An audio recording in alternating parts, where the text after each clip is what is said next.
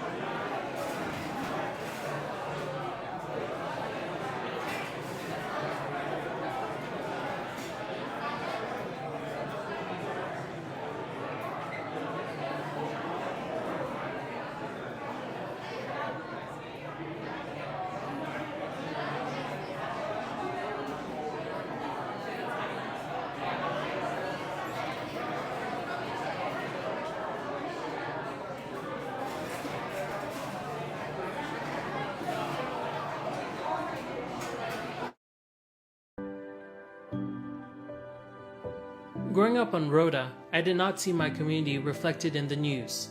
As a middle school student, I decided to do something about it. I started reporting on my island home, publishing stories on a blog with the goal to inform my community. I haven't stopped writing since then. After studying journalism in the States, I returned home 3 years ago to report on the region, and now I'm taking the next step in what has been a lifelong dream, to start my own news company, rooted in the same ambitions I had as a middle schooler. My voice found its stories. This is Marianas Press. This is our platform for a truly independent multimedia news outlet. In a world of fake news, misinformation, and disinformation, MP hopes to quiet the noise surrounding current events to deliver the truth and hold those in power accountable. Local news matters, and MP hopes to help every voice find its story.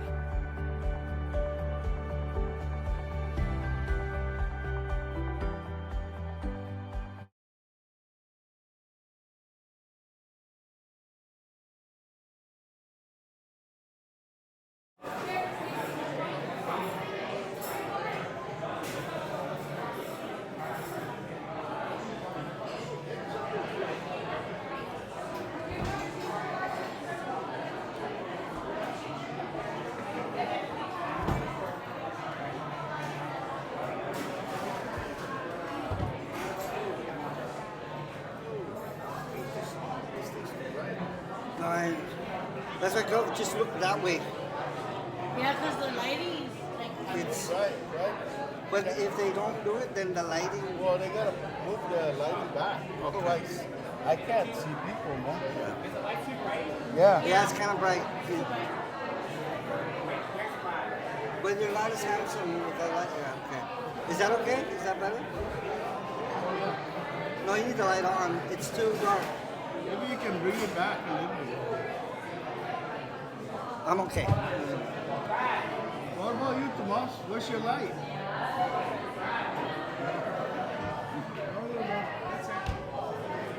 You look different. Light? Yeah, you look more handsome. No more stress with tribute. No more meeting the deadline, yeah? Yeah, the stress down. If you come this your kid is making you stressed out. It's like very aggressive, huh?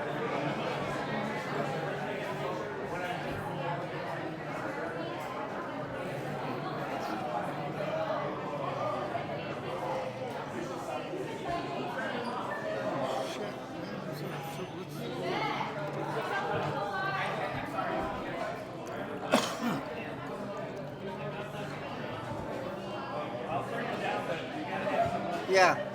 Is it? I'll turn it down so it's not like burning your face off. But without it, it's so dark. Yeah. It might not look like it, but it's definitely. Love. So You just turn on the light. so the mic distance. If you're too far like this, then one this. So that's why I scooted up a little bit. So it should be about 4 inches difference. Yeah.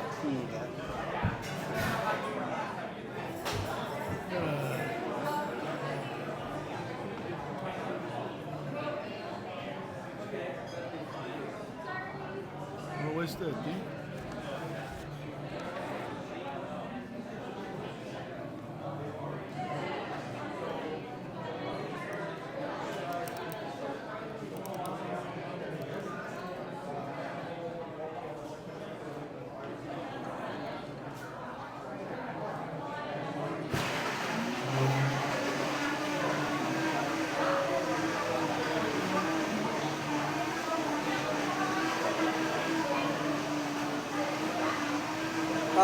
So no margaritas during the Q&A, right?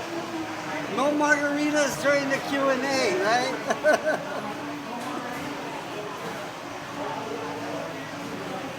You gotta tell PK. I'm gonna tell him no frozen margaritas during tonight's event.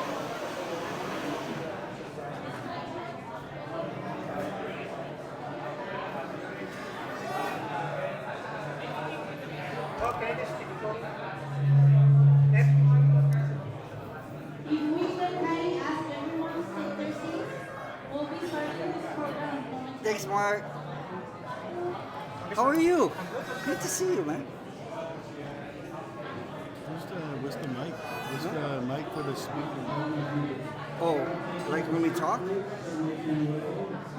I think it's gonna be coming out of here. Or Brad, is this amplified when we talk or no? It is? Okay, yeah. Is it? It will be. Yeah, it's just not on yet. Okay. No worries. Thank God you didn't hear him, man.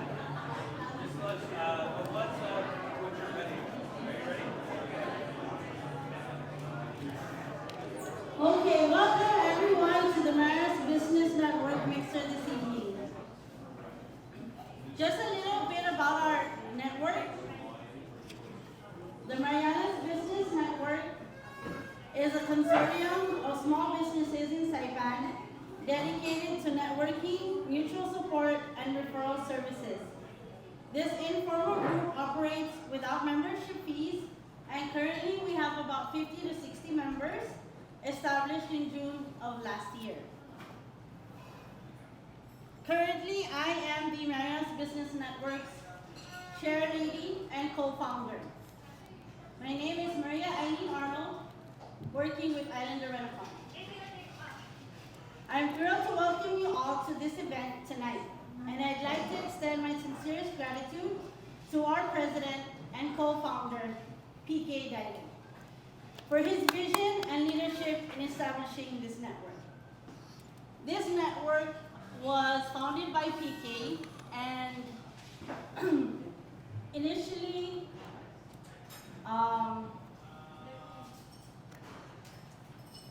he wanted to start this group because he felt that small businesses and small business owners were often not heard and they needed a voice. And so we wanted to be a part of their voice. Some of us generate income to feed our families, while others are part-time freelancers trying to supplement our income. This group will remain informal with the goal of fostering relationships, helping each other with ideas, and providing referrals to each other's businesses. Memberships will always be free, and any events we hold will never require an entrance fee. This is a grassroots initiative, and I encourage everyone to participate at their own comfort level, welcoming and not intimidating, regardless of language barrier. We as small business owners should always have a voice, no matter the size of business.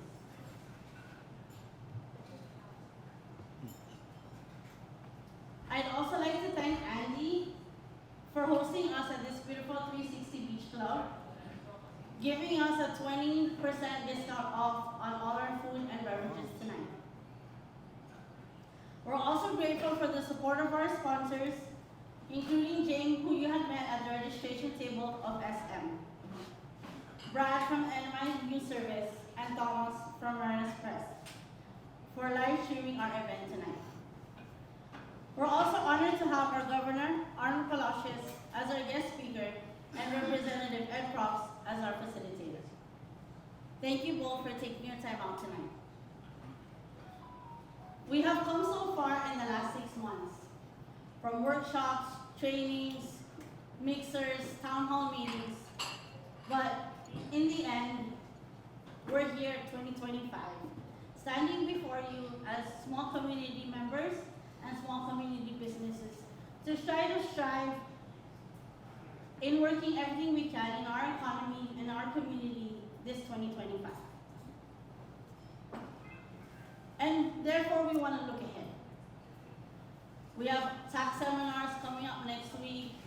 We've had small businesses trainings with CEDA. We've had talks with WIA and SBDC. All these things can help one business. But when we come together, we can all help each other to bring forward an economy. Thank you all again for being a part of this Marianas Business Network. And let's continue to work together to build a stronger, more resilient business community in the Marianas. Thank you. Si Diyos Moasi.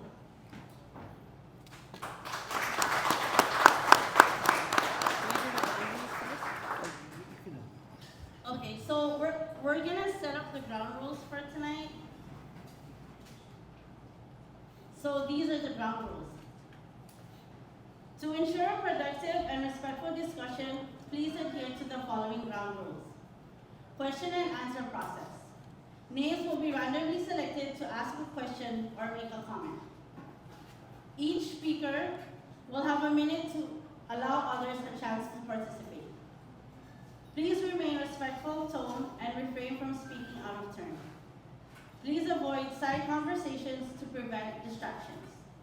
We reserve the right to escort any individual who causes a public distraction disrupting the event. Thank you once again for your cooperation in making this town hall event a success. Thank you, Eileen. Thank you, PK, for Marianas Business Network for putting this together, this wonderful evening. I was told we were sold out, so we have a packed house. So we ask that you spend a lot of money tonight. And Andy gave a 20% discount on food and drinks. So that 20%, be sure to tip your waiters and wait staff generously. So we thank you for that. This is a special evening. And of course, all of you came here to listen to our wonderful governor, Arnold Palacios, speak tonight. I'll keep this brief. I wanted to add one more ground rule. Please don't be ordering frozen margaritas during this interview. Stick to well drinks and simple things. And afterwards, you're more than welcome to buy me a drink. Because I'm no longer a politician. I'm a private citizen for 2 days now. If you need picnic tables and tents, or tsensuli or anything else, please check my colleagues up at the Hill. Thank you very much. Governor, thank you for joining us tonight. I guess I'm the moderator, and we look forward to you answering our questions. What's that? Use this one? Okay. Thank you. And we thank NMI News Service, Mr. Brad Rizala. Can we give him a big round of applause for all this sophisticated equipment for doing this and doing it live? We also have Marianas Press in the house, also Marianas Variety in the house, and am I missing any media? KSPN, the very handsome Dan right over there, good friend. Can you give a big round of KSPN? Thank you, Dan. Sorry about that. And if I missed out on anybody else, I apologize. Governor, we'd like to begin with some remarks from you, and before we hand it over for the audience to ask some questions, please go ahead. Thank you. It's I'm not trying to make excuse here, but today is one of those really, really long day, and driving home at about 5 o'clock, close to 5 o'clock, I was like, oh my God, I'm dreading going there because I didn't even eat lunch today, so I ate lunch at 5 o'clock, 5:15, but hey, I am very happy to be here to start having civil conversations with our business communities, small business communities. Growing up on Saipan is usually one organization that is supposed to embrace all businesses, but forever the small businesses have always fell through the cracks, and a lot of times their voices and their needs are ignored, not purposely perhaps, but because of the other bigger issues in the economy, they fall through the cracks. But I'm glad to be here, and I want to extend my appreciation to Marianas Business Network for putting this event tonight. And I hope that we continue to have these conversations. The economy is the Commonwealth's economy. And we are the Commonwealth. This is our economy. And so we can no longer afford really to continue to bicker at each other in terms of who's doing what and who's not doing what. We got to have this really productive conversation and agree to disagree sometimes.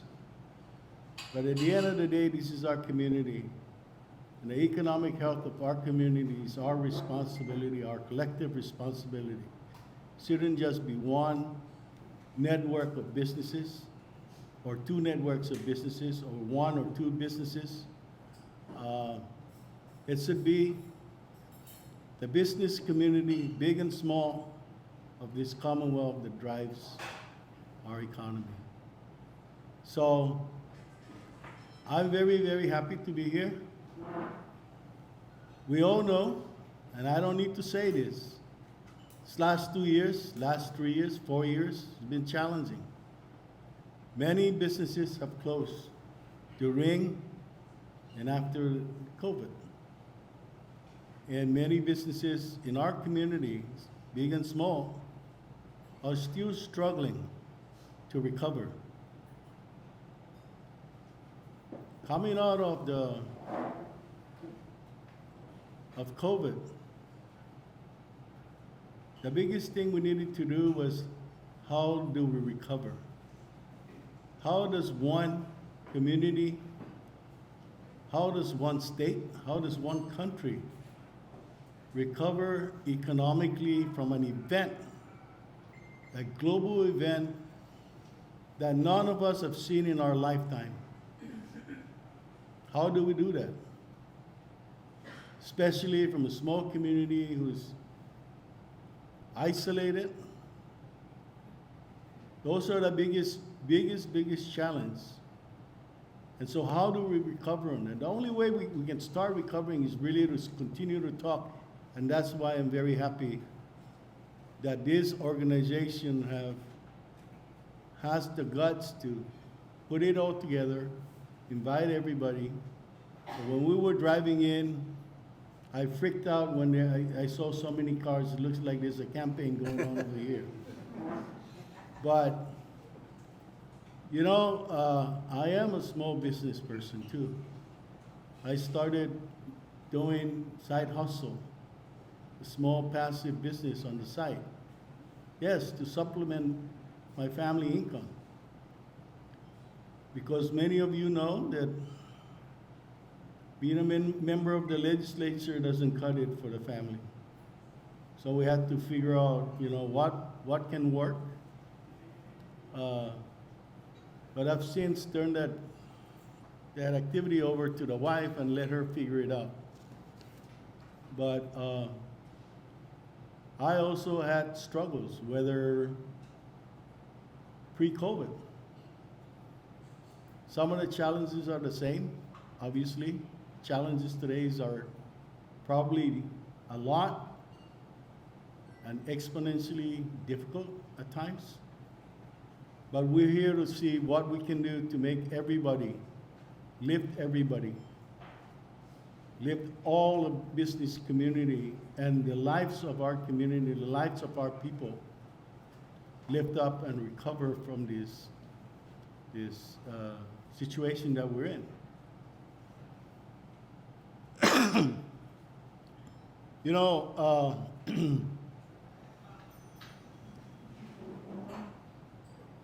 coming out of COVID and being the new governor, our transition reports told us that there's going to be some real rough waters ahead. And it's true. It was true. We're coming out of a pandemic, and we're coming out of a situation where the world was just opening, and we had to make assessment as to the financial needs of public services. That was very challenging. And I don't want to continue to repeat and share the challenges with you, but you know, it was a big challenge. There were times when I asked myself, what did you get yourself into? Really, but I am where I am, and I certainly will not give up listening to everyone and see how and what we need to do to make it work for this community and our people. Thank you.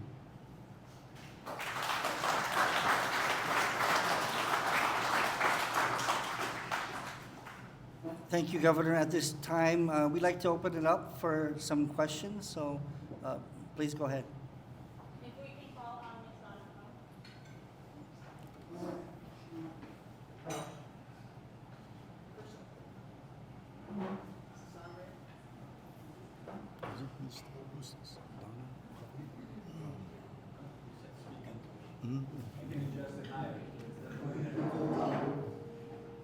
I just want to first thank you both for coming tonight, because I think it takes a lot of courage for any government official to come and talk to small business owners. We are a tough bunch to deal with, and we can look pretty crazy at times. But I want to tell a story before I ask my question.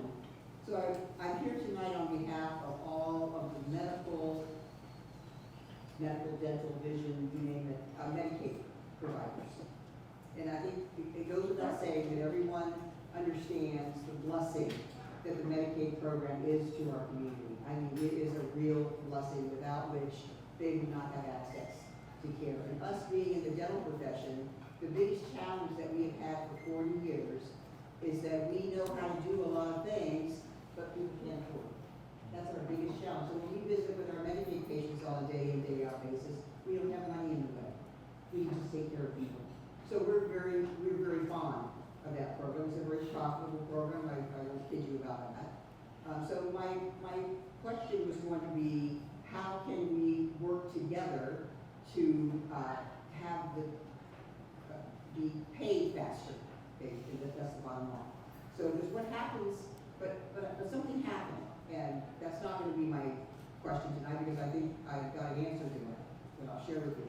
But something happened about a month or so ago, and that I was watching live on television. It was a legislative session, and they had called in a group of private business people, I won't mention names, to come and kind of teach them some things about what they go through. And the legislature, and I'm sitting there watching the whole thing with, business owner eyes, and I'm thinking, well, this is the same thing they always say. But the legislator said, couldn't stop talking about how helpful it was that they came and calmly and professionally and kindly kind of educated them a little bit on these subjects. And I'm thinking, wow, I thought that'd just be kind of self-explanatory, right? But it's not. And what I want to propose with whatever we're going to talk about tonight is that we look for the win-win, because the language they speak and the language we speak is totally different, right? It's not right or wrong, it's just different. And I was thinking, if today had been a take the legislator to work day at our office, where we just on a whim decided we were going to change our employee appreciation program. We didn't insult anybody, we just remembered something that had worked from 100 years ago, we did it. They even sit there going, you don't have to run that through a committee. You have to go talk to 55 people and wait and see what they say.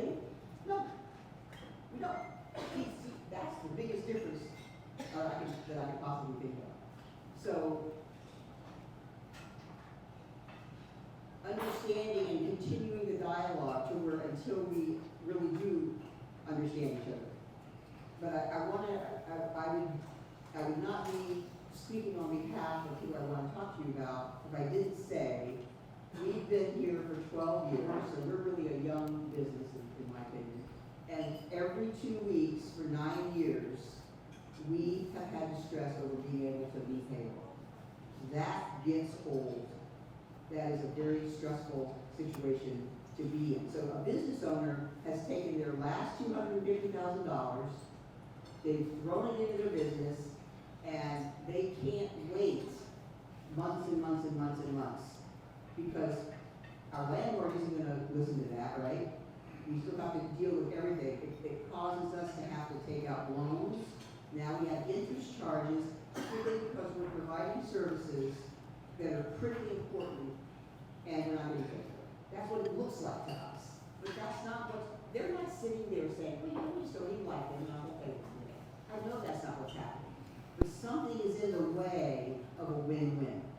And I want to be the business that, because we are this close in our Medicaid program of being the model that every state in America can envy. We're this close. We have a wonderful program. We have providers that are all U.S. trained doctors and physicians and dentists, which are the best trained in the world, for sure. And our people are being helped. We only just have this one glitch. We have a lot of questions, but one glitch. And the other thing, the question that I have tonight, we were told a few months ago that for the new fiscal year, the Medicaid program is federal part and a local part. Well, our congressman has negotiated the local part usually like 50-50, right? Ours is only 17%. That is some tough negotiations that got that done. That we were still having struggles to pay it, right? We were told that for 2025, there was that local match, there was no funding in the budget for the local match. Well, what's that mean? What does that mean? Right? So we have a lot of things that are just not being probably communicated that we need to work on. I think it's all a communication problem, but I do want you to understand that when cash flow is the lifeblood of any small business, and we cannot continue the way that we've been going. And but I feel very confident that we're very close to being able to if we take the communication seriously. And here's the good news. Today, for the first time in 12 years, we got a check that wiped out everything that Medicaid owed us. Because there's a new director at Medicaid, George Cruz. Guess what George's background is? Business. He's gonna get not being able to wait forever, right? See what I'm saying? So now we have an advocate now at the Medicaid office versus 10 years ago when we met with them, they said, well, if you don't like it, you don't have to take it. So it's a new day, it's a new administration, and we're in the middle of a new administration, and we're very hopeful, and we really appreciate everything you're doing by being here today. Thank you. Thank you. Governor, Governor, would you like to respond to that, for the comments? Yeah, you know, I want to thank you for that. I mean, those are very warm comments. But yes, I fully understand the cash crunch that small businesses go through when payments from the government is late. I've had that struggle trying to figure out why that is. And, you know, unfortunately, sometimes when things are processed out of the budget process, things get ground up, and by the time it gets out of the other end, it's totally different. And you go through, you know, 3 different processes: proposal from the departments, and then the proposals is filtered out of the executive branch, and it goes through the legislative process, and sometimes the original amount is not there.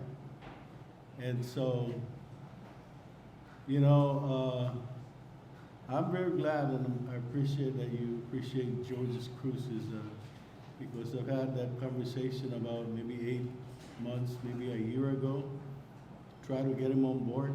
But, you know, when things got a little bit dicey, that's when I just called him one Sunday afternoon and said, when can you report to work? You need, you know, is that offer still? And I'm glad that we're going to get there. It's always a struggle when I call Treasury and say, how much can we pay Medicaid for the local match? You know, and it shouldn't be a case where we only budget $1 million, knowing full well that the actual price is close to $9 million. So I appreciate your thoughts, and I'm very hopeful too. I'm very positive going forward with Medicaid. Thank you. And just so you know, we did schedule this for 1 hour. The governor does have a, I guess the governor said he'll stay later. That's great. So I guess we'll continue on. Sure. And I guess he'll skip his dinner then. So, all right, next question, please. Can we call up Andrew?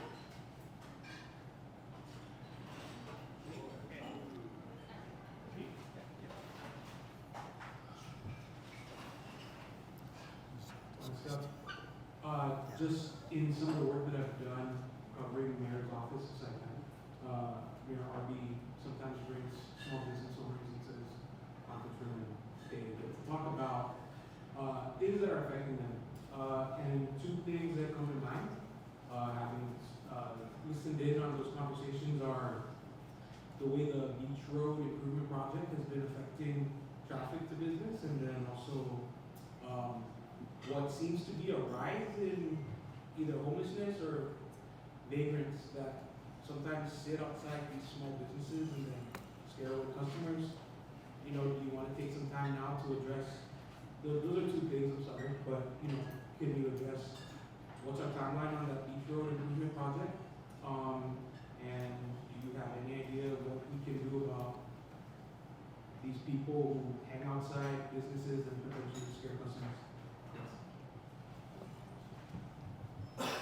the first question I can answer very, very clearly.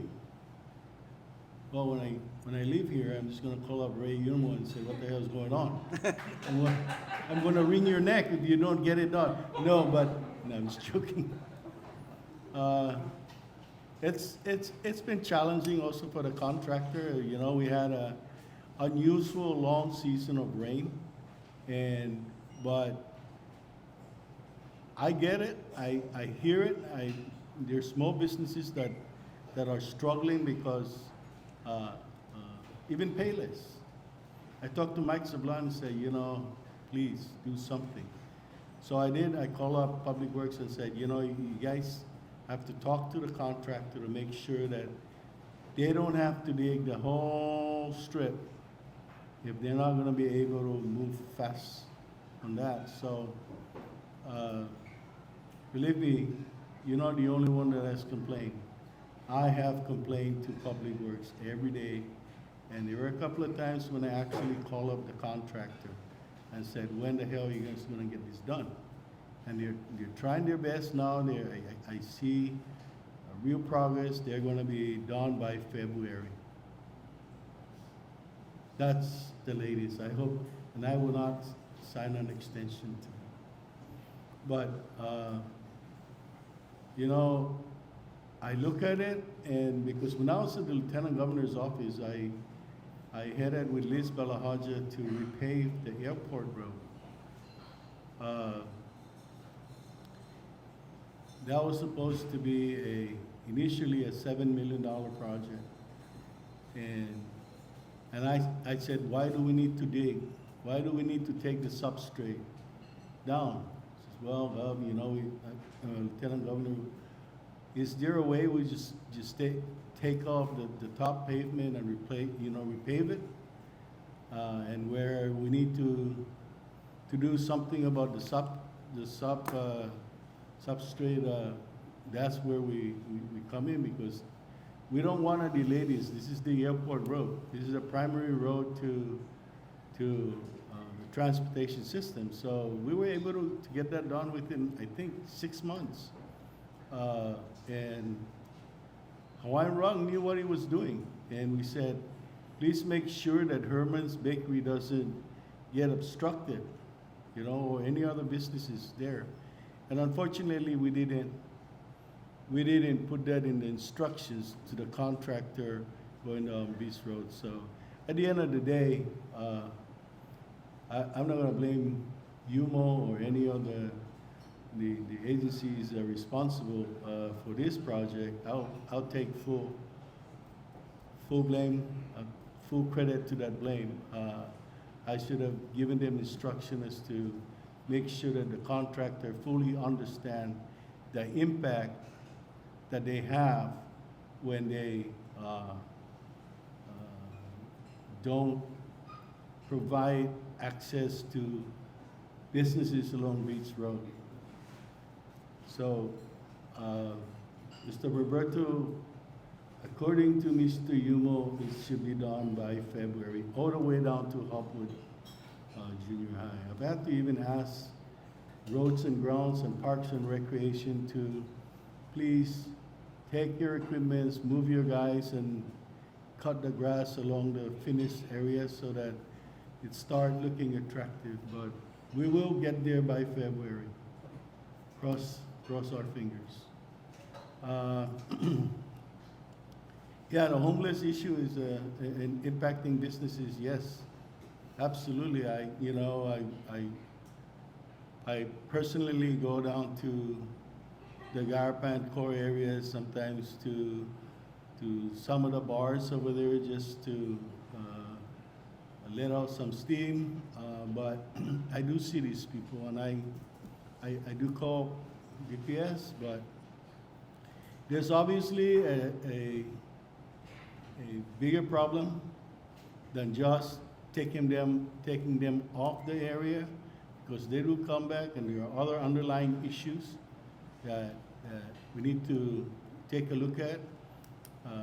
The Commonwealth guidance community, the public health, mental health, all these things have to come together, and I'm very appreciative of, of the comment on the question, because that is an issue that we all see.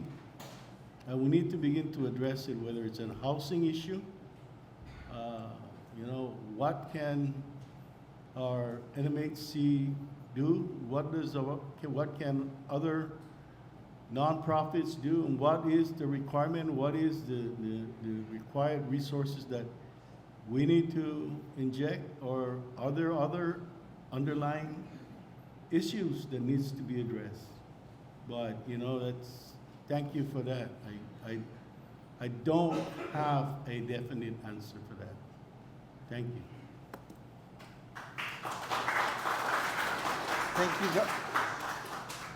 Thank you, Governor. Next question, please. From Travis Jones. I think everybody that knows me knows I don't need a microphone. Governor, what I want to ask you tonight is, a big thing for me, our business is 98% local. Our tourism is probably really 2% of our business. When austerity hit this last time, I watched my monthly sales drop by a minimum of 25%. And now austerity is back, it's gone again, so people are back to work. The question is, we were kind of told when austerity was lifted, we'll know more after the first quarter, we'll know more after the second quarter, if that's going to stick. I know that all of my customers that work for the government, when they stop coming, and they're dependent on working 40 hours a week, when are we going to have an answer that says they're going to get to continue for the future? Because I can't even tell you how important it is to us to have our people that are local, that are our customers, working so that they can afford to come up. They went from 2 nights a week to 1 night a week, from coming out as a couple to coming out as a single, and it's all dependent on austerity. And I would just like to know when we know definitively if it's going to last. It will last. It will last. Okay? We've made that commitment, and we're seriously working with it, with the legislature. We have talked to some of the members of the incoming legislature, and we're going to get to work right the first week of their inauguration. We already got the proposal to continue that and sustain that. Absolutely, I get it. Okay. You know, just so you know, when we were going to go into austerity, I told the budget officer and the Secretary of Finance, when they were saying, well, which employees? I said, well, you know, I guess employees that are paid by the general fund. And said, what about you and the Lieutenant Governor? You don't need to do that, right? Because you're constitutionally protected. I looked at Secretary of Finance and said, no. We're gonna share in the pain too. And so we will do everything we can, believe me, to sustain a 80-hour work week. I mean, payroll. So thank you for that question, and we will continue to work with the legislature to make sure that, you know, the sacrifices that were made by our employees for 2 years does not repeat itself again. We will try our best to get that done. Thank you. Thank you, Governor. There's one more question, but if anybody else has a question, if you can prepare that. So after I finish with the last one, if you can come on, okay? So, if we can call on Paul.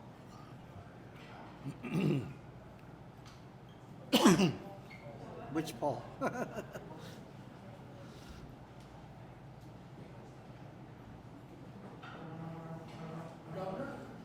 Hey, is that you?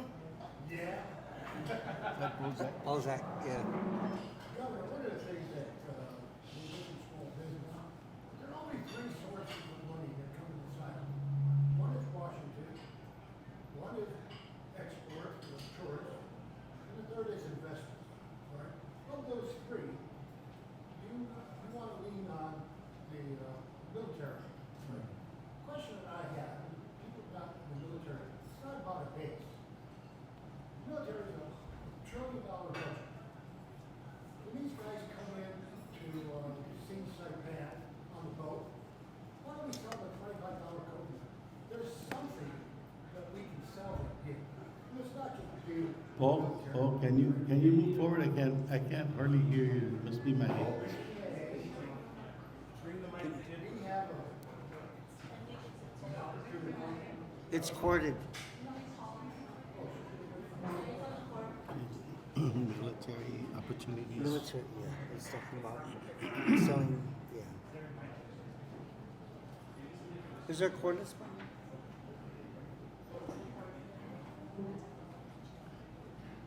Paul, can you? Take your time. It's a city, wasted on the young. We have patience. I'm right behind you, Mom. Take your time, Paul.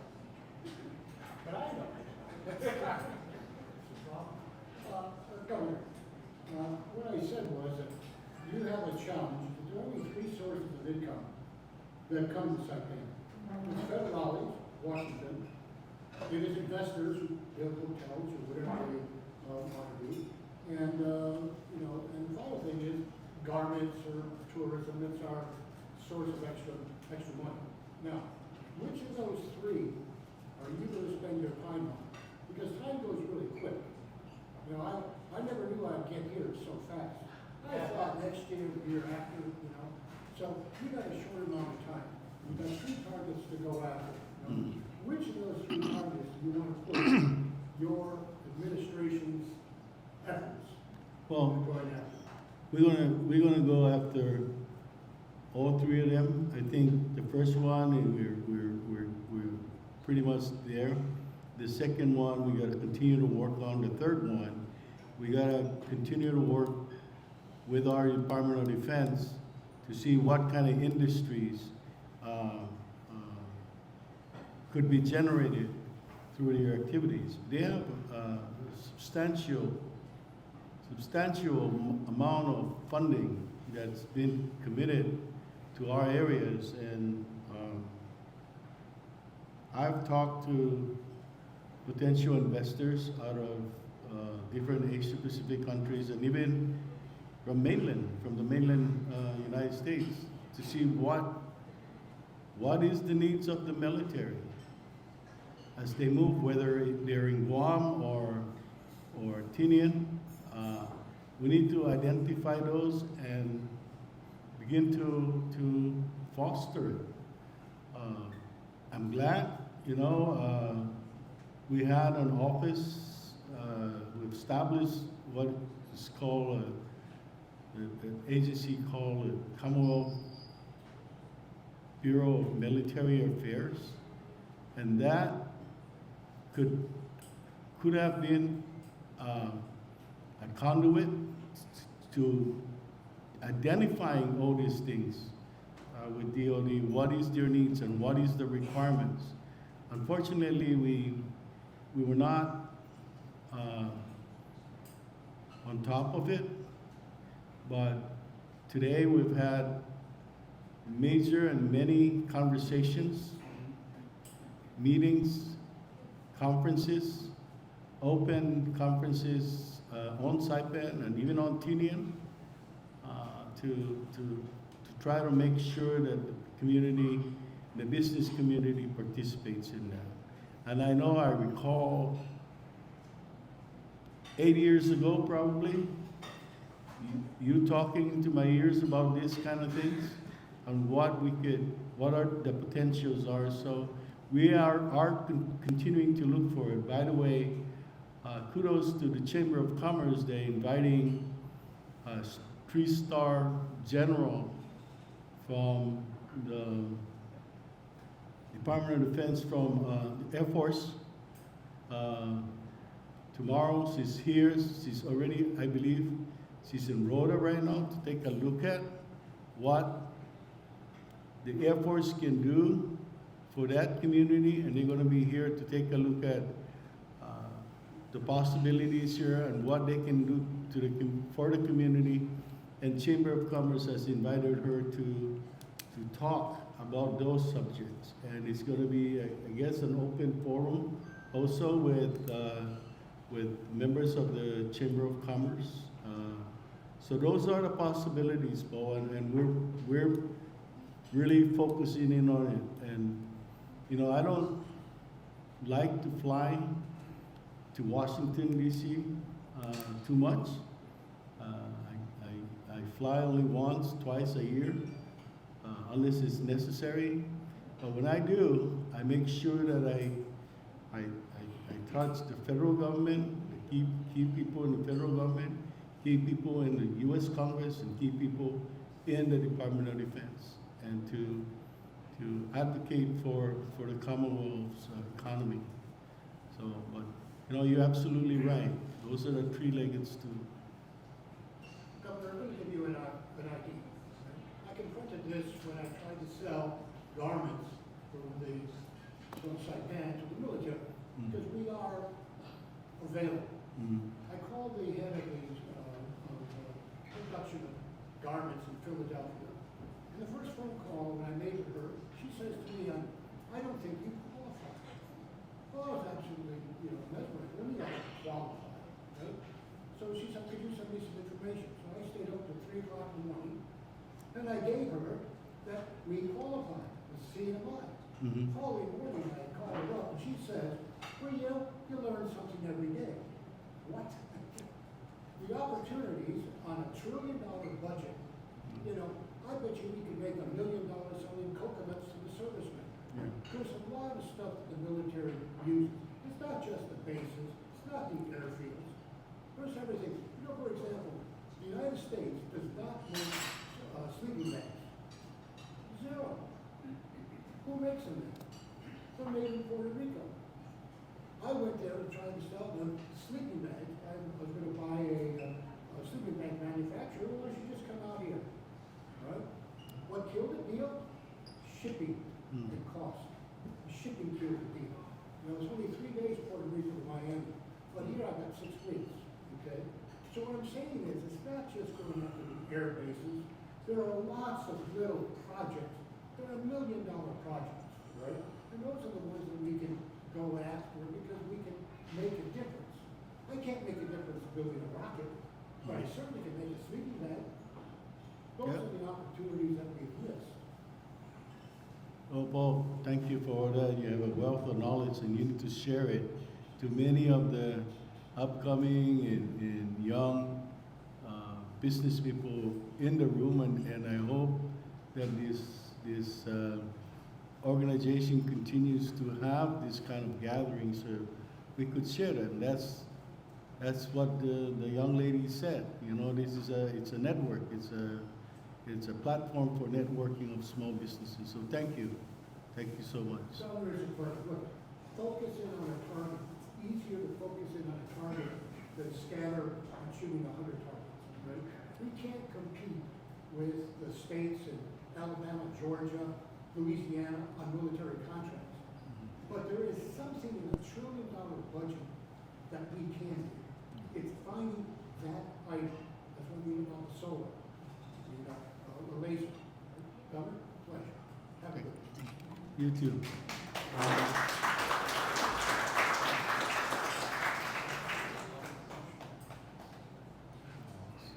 Okay, next question, please.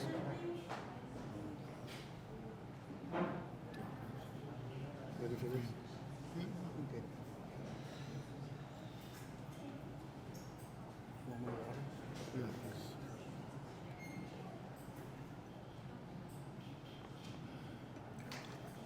Yes, hello, Governor. As we're talking about the challenge of austerity and employment for our people, maybe that's something you could look at is, I know that they're found some ARPA funds and so on. There's many businesses who do not get paid or way delayed paid from the government. And this has gone multi-administrations. And so, you know, we lose vendors over in Hawaii or wherever because my government doesn't pay our bills. Well, our employees here that work in the private sector also take a beating, and employers don't get paid. And so we hurt ourselves. How can we correct that we don't give contracts unless there's money that we actually will pay the business or whatever they may be? Because that would really help circulate our money on island more when people get paid for it. And then the other thing I'd like to throw out is recently the Supreme Court talked about the Chevron deference, and where Congress makes laws, but the bureaucrats really make the laws. And that's how we were getting beat up by the federal government when we had federal takeover, is the bureaucrats came in and interpreted and made all the laws.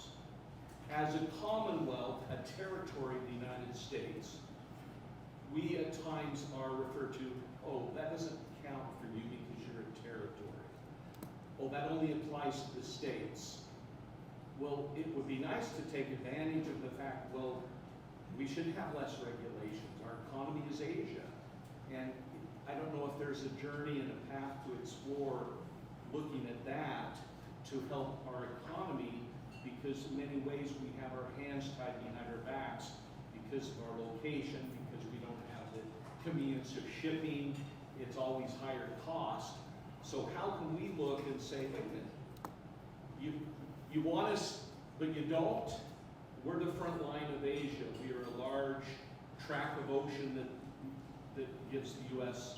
some control of the Pacific.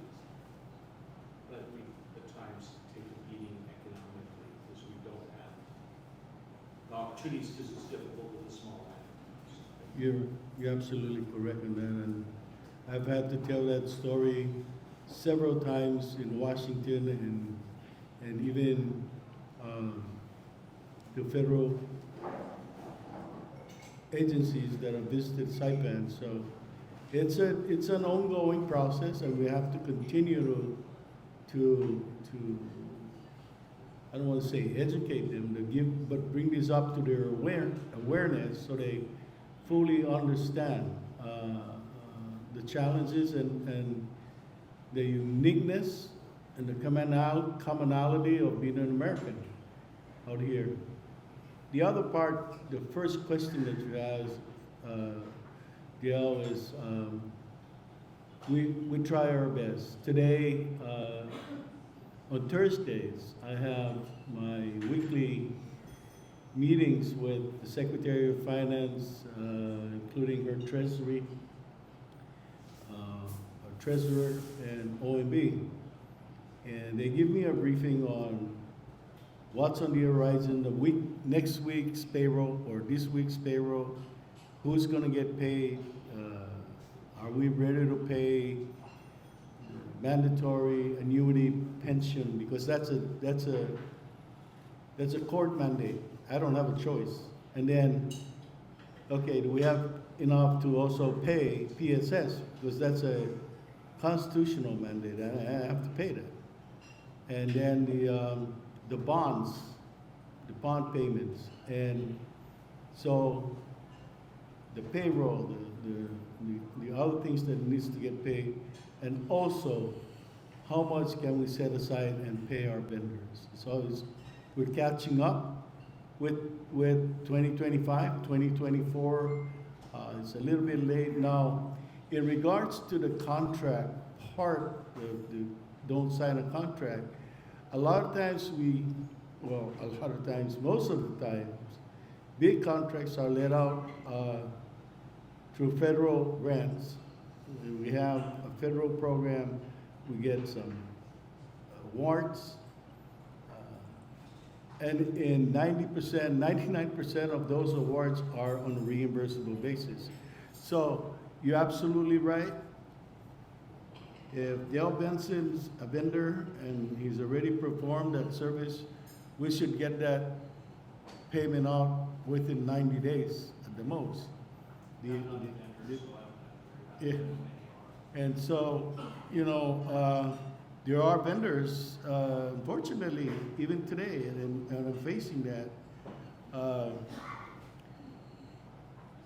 And agencies in the government and a vendor would violate the procurement regulation where there is no authorized documents for some of those purchases. We've had, believe me, this is sometimes a crazy thing to say, but there was one employee in one small agency that went to I don't know whether it's Supertech or one of the computer companies here, and picked up 5 laptop computers without a purchase requisition. But they signed the thing, and they put, you know, the agency's name. That thing came to my desk, and I said, where is the documentation? So there's been a lot of those over the years, over the last several years, of unauthorized purchases, big unauthorized purchases that we're now going through and shifting through, and even the Attorney General. But I understand, but there is also a challenge, and sometimes cash crunch, and which one's going to get paid first. There's a car dealership here. I don't want to say the company name, but one of the departments came and bought 25 brand new pickup trucks. 25. Each of the trucks cost about $50,000 to $60,000, almost $1 million, and we're struggling trying to make that payment. 200,000 here, 100,000 there, 50,000 there, but there was no contract. There was no contract. It was almost $1 million. Those are the kind of nightmares that we're uncovering, we're trying to fix, but with our smaller purchases, try to move them out as soon as we can. And today, we had some leftover funds, and I said, take that leftover fund after we budgeted to pay the mandates and the high priority, and please pay our vendors. You know, pay a little bit. Thank you, but thank you, Dale. That is, you raised the same issue that a lot of businesses have raised. Do we have anybody else for questions?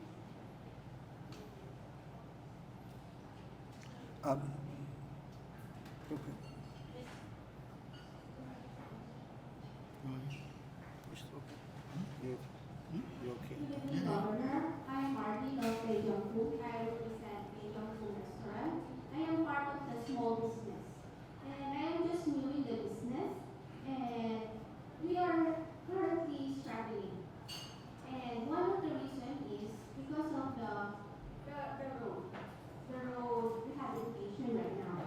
So my question is there any financial help for small businesses that was affected by the road rehabilitation that the government can offer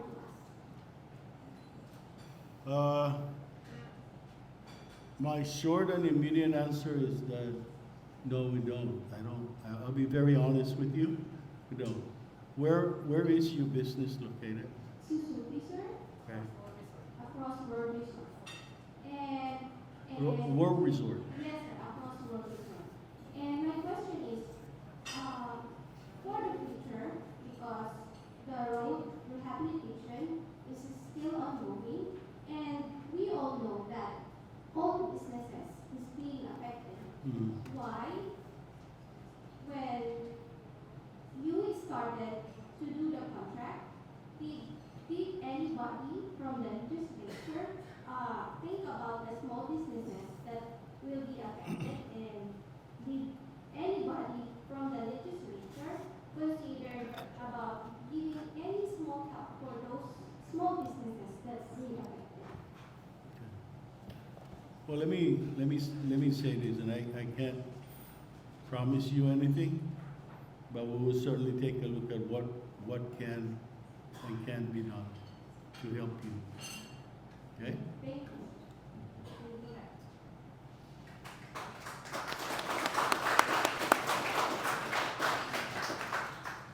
Any further questions?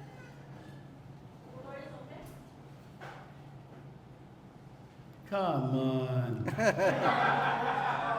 I was scared to come in here when I saw all the cars. I have one more. How can we benefit from the Jones Act here? We're exempted from that, and I just heard stuff about it, and I thought, wow, this is intriguing, that we're not applied as other jurisdictions or even Guam. How can we benefit from it? We need to go out there and amplify to the shipping companies that the port of Saipan is available for and is exempted from the Jones Act. I always wondered why we never took advantage of that and why it took. I remember though that APL used to service the Commonwealth. I think they still do. And they would go from San Francisco or San Diego or Long Beach all the way on a foreign haul, all the way to Tokyo, Yokohama, drop off a huge load, take some loads from there, and call on Saipan, and then to the rest of Micronesia, because we are exempted from the, and so we need to amplify that. You're absolutely right, Dale. Thank you. I just wanted to, I forgot to mention what I wanted to talk about. Automation. Automation, a little more, for example, in the states with the Medicaid program, we would file the claim electronically on Friday, and the next Friday the money was in our bank account. If you, I'm sure you've been to the Medicaid office, and if there's ever a fire, they're in all trouble. But it's a very archaic system, which I'm sure is very frustrating for the people that have to work there too. So that's automation in a lot of areas of business would be something to work for. Yes. You know, I didn't want to get into the details, but without automation, one of the issues is that we don't even know how much really we owe in Medicaid for 2 years ago or a year ago, until the vendors or the healthcare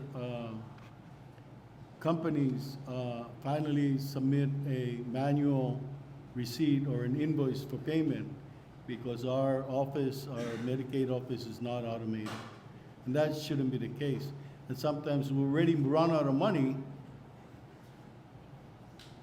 but we still haven't paid medical bills from 2 years ago. So I get it. George is gonna look into how we're gonna automate. And there are helps out there. There are resources in the federal agencies that can help us completely automate. Thank you.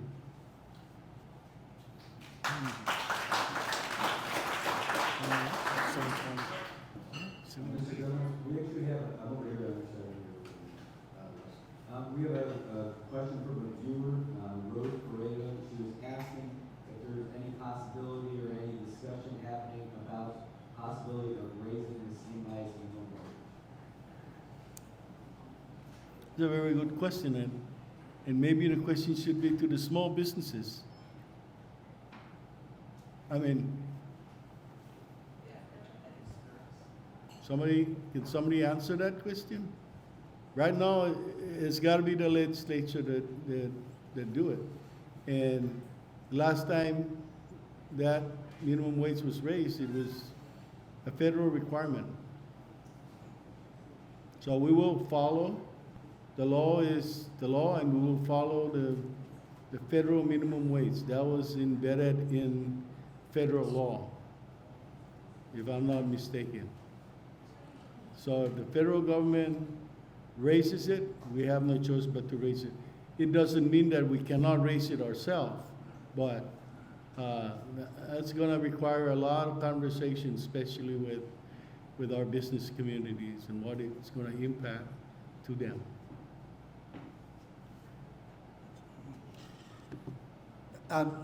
Governor, I know I'm the moderator and the host, but can I ask you a question? Is that okay?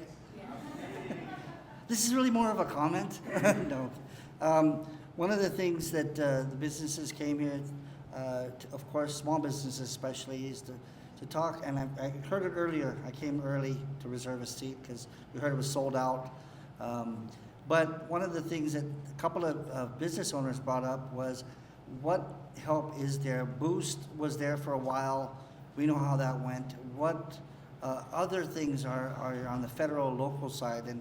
And if you could, Governor, if you could talk a little bit about the State Small Business Credit Initiative, SSBCI. We hope to end on a positive note, and I think this should be something that should be discussed because small businesses and other businesses are eligible for this. So, Governor? So, you know, we have the Small Business Development, SSBC at the college. That program helps small businesses with financial plans, business plans, and other technical part of running a business. So I encourage you not to be ashamed. That agency or that program is there for you. That's exactly what it's supposed to do, is to help you.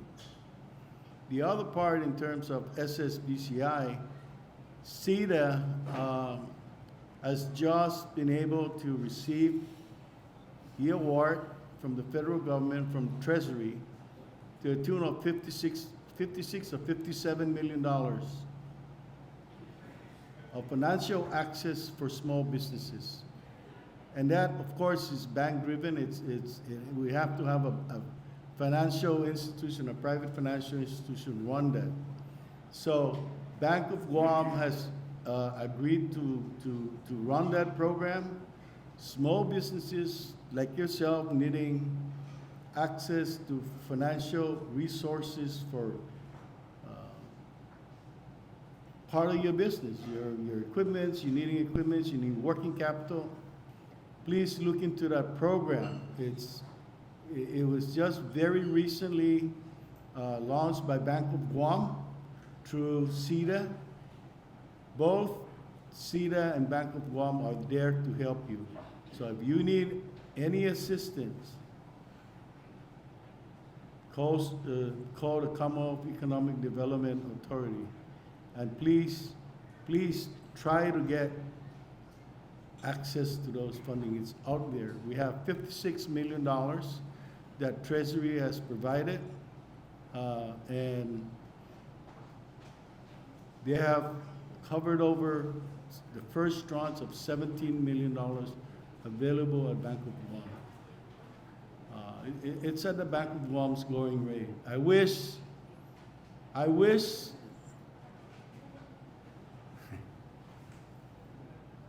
I had $18 million of boost. But it's not going to be free. It would have been, very low interest loan. That's what a lot of our small businesses are needing right now, is working capital to get them over the hump here. But I'm looking at even the small tracts of funding that are available out there. I've began to talk to Treasury about the import-export bank loans, and hopefully I'll get some information on that. So if some of you that are savvy about that, take a look at that opportunity. But if you're up to it, please try to access the SSBCI financial assistance for small businesses. You know, recently we had visit from a cruiser, 1,000 visitors on a cruise ship. And those cruise ship came in mostly and got the tourists by buses. But a lot of those folks don't know what and where the businesses are. Where a nice restaurant for a Japanese food or Italian food or whatnot. We just don't have those information. I'm happy to share this with you that the Department of Commerce has began to put together a website for small businesses and big businesses as well, to provide those to our tourists that don't know whether you're a dive shop, scuba shop, restaurant, a golf course, whatnot, or a nice bar for happy hour. Those instant information will be available, and with the technologies that we have, we need the digital technologies that we have. We need to take advantage of those opportunities and begin to open up small businesses. So, Karina Stalis, she's a fellow at Department of Commerce, has put together that initiative, and she's urging everybody. I think, I'm not sure, maybe Ed, maybe we can have her come up to explain that opportunity to our small businesses. I'll give her a message.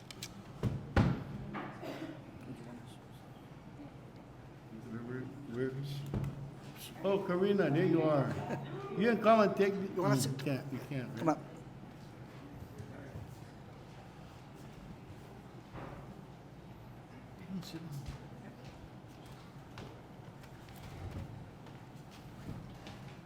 Well, I'm glad we're doing an improv show right now, but yes, thank you. As our governor mentioned, I am your Economic Recovery Fellow for the CNMI. I am here along with the Economic Recovery Core Program, which gives me the opportunity to really look at what small businesses need. And in the short term, we've developed a initiative which on your tables you should see, I think you have it, a flyer as so. And the simple effort for just getting your information can be done by scanning this QR code or going to the bit.ly link that's listed. And what I'm doing with that information is we're compiling it onto a web-based page with simple categorizations. So when there's visitors in town and they're like, where should I go eat? Or where should I go for a tour? If they're handed one of these cards, such as at the airport, or when we have the cruise ships come in, or just with the public transportation, this is a simple card that we're able to hand out and provide in multi-languages for them to scan a QR code and then go to that web page and see what's listed very easily. So with that, we're also gathering data, because I've made very trackable links for that, to provide those businesses with volume, so how many customers are actually clicking on their links, and then also where those links are coming in. So if we have people that are coming from Korea, we know that because we can see on those demographics that we're collecting. So this is just one effort that we're doing with the Department of Commerce. I'm here for 30 months, so I will be here kind of listening in on a lot of the things that you shared today, and working alongside with the governor to see what we can do to implement small solutions that are cost effective and something that we can do very turnkey for y'all. So thank you. Thank you.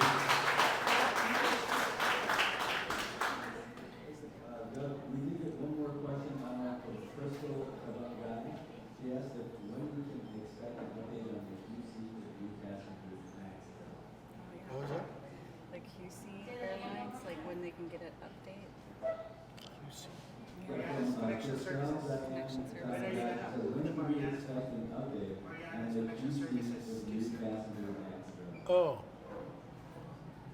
that one. That's the tough one they waited for. It's already at the Attorney General's office. The Attorney General is reviewing it. And hopefully by early next week. Maybe he already signed off on it today. I don't know, but it's in the process. It's not sitting on my desk. It's over at the Attorney General's, and it's gonna move forward. Okay?